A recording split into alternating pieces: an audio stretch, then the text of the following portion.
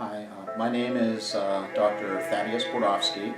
I am a physician and my specialty is internal medicine, and I work with hospitalized patients at Santa Barbara Cottage Hospital.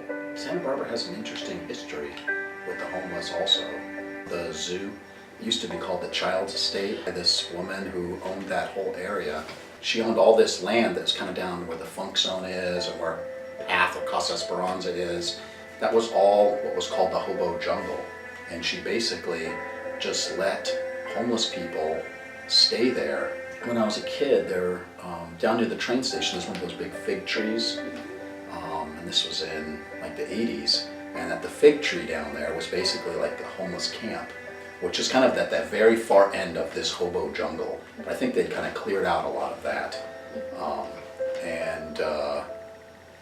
But all the homeless people would stay at this fig tree. It was a big political issue about homelessness. This is when Ronald Reagan became president, so there was kind of a backlash against the homeless. And then somebody even did some things like took some wine and put shards of glass in the wine and then left that out because, you know, an alcoholic will, if they find some wine, like, you know, there was a few of those left around. This is when I was in high school, and I remember that as a kid, how disturbing that was.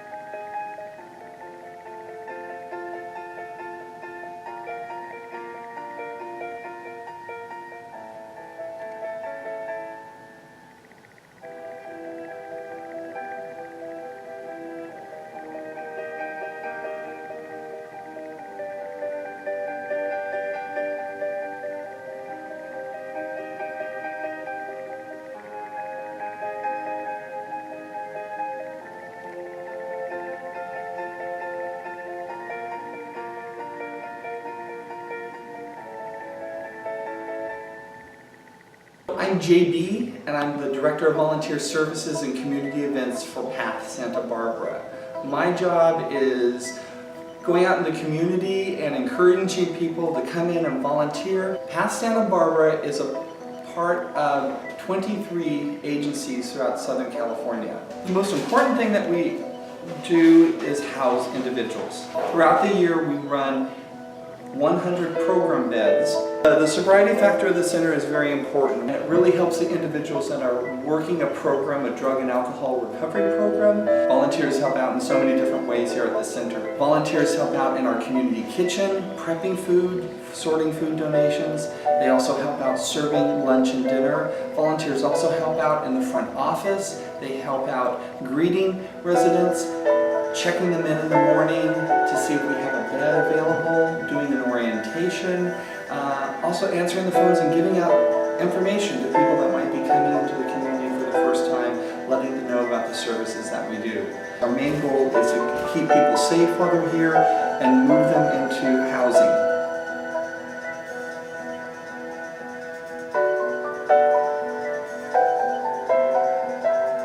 I'm a physician and I'm one of the volunteer doctors at Santa Barbara Street Medicine, Doctors Without Walls.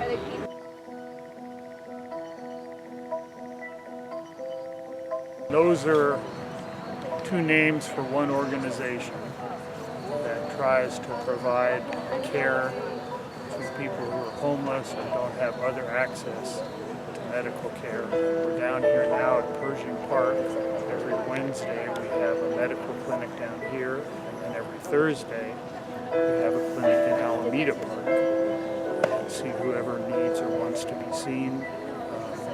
There's also other clinics that go to women's shelters and to other where people are displaced in other areas and provide medical support. We see people with high blood pressure, diabetes, bites, dermatitis, lacerations, head trauma, skin rashes, that sort of